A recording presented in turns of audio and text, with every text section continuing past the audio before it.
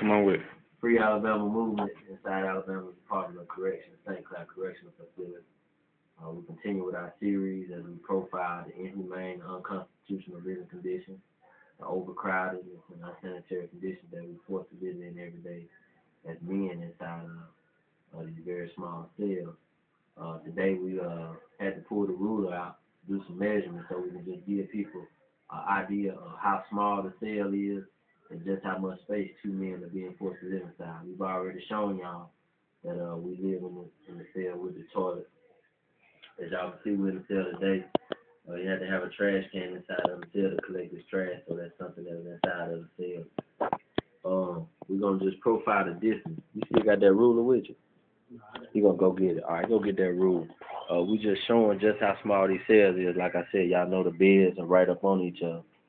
We're going to show you a demonstration on the arm length of the cell today. This one man, as you can see, he's got one arm up against the wall, over one bed, over to the other side.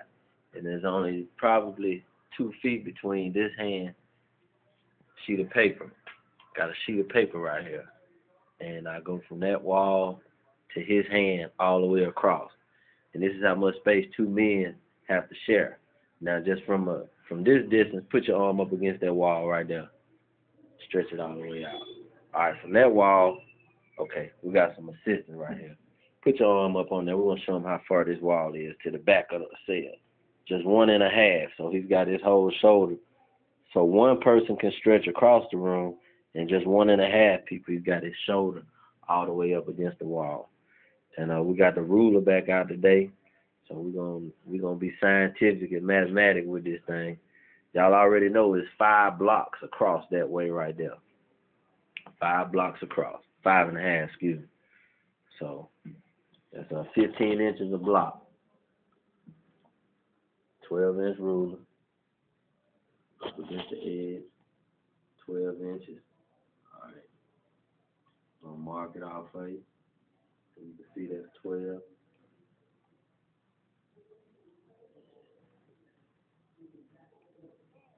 There it is again. And you got your good. Right there. Okay. So you see you got your 15 inches per block. And you know it's 5 blocks wide. 1, 2, 3. Well, that's a half one. We're starting here. 1, 2, 3, 4, 5. And there's the half right there. There's the half a block. And we already did the math on that, so y'all see how small it is. But the other thing we're going to take into consideration is the fact that 2 people living in this space, and there's 2 beds. So the bed frame is taking up a lot of square feet. Bed is 28 inches. 28 inches? Okay, there's 12. All right. Go right there for 12.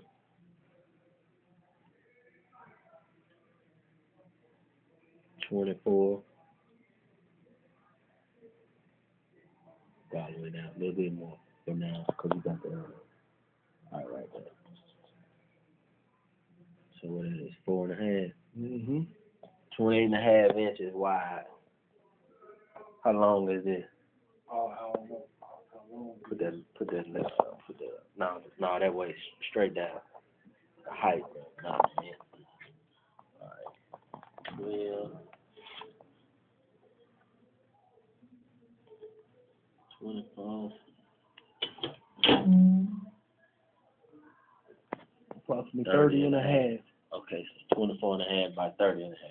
All right, and you got 2 of them.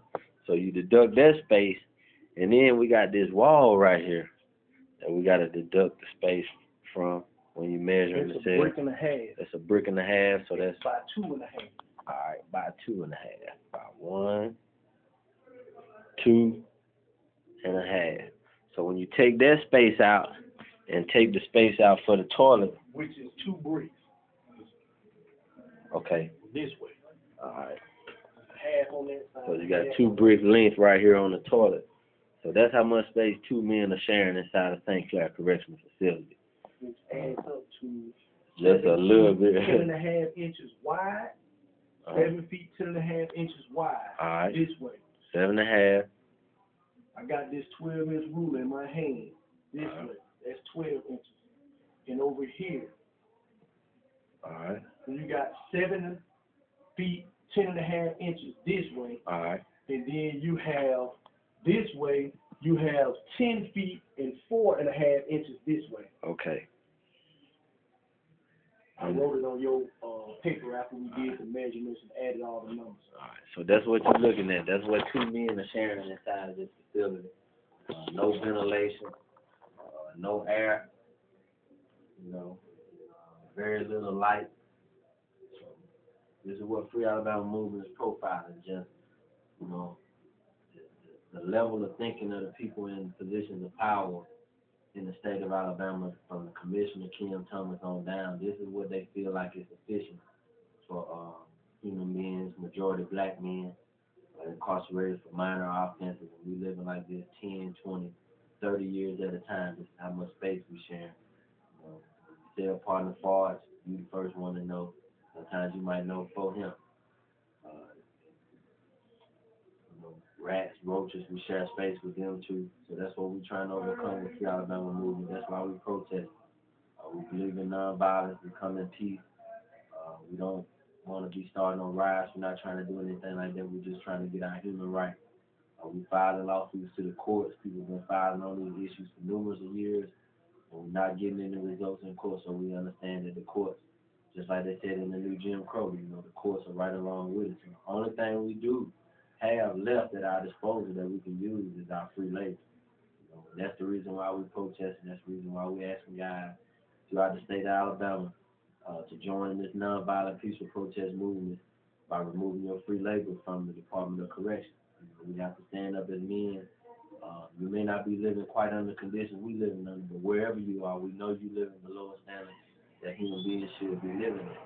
So that's why we are asking everyone to participate with us. We're starting off with West Jefferson, St. Clair, Holman, Tuckwile, and Bill. You know, these will be the vanguards of the movement, and these are the conditions that we're trying to address. With that, we just ask that you take part in the movement, and remember that this is about nonviolence and peace. This is not a riot. We're not against the CO1s. You know, they're doing their job. We understand that, you know, but the conditions that we are all forced to live under, you know, it affects us all. They should be complaining just like we should be complaining. If they don't want to complain, then we'll complain for them. Free Alabama Movement.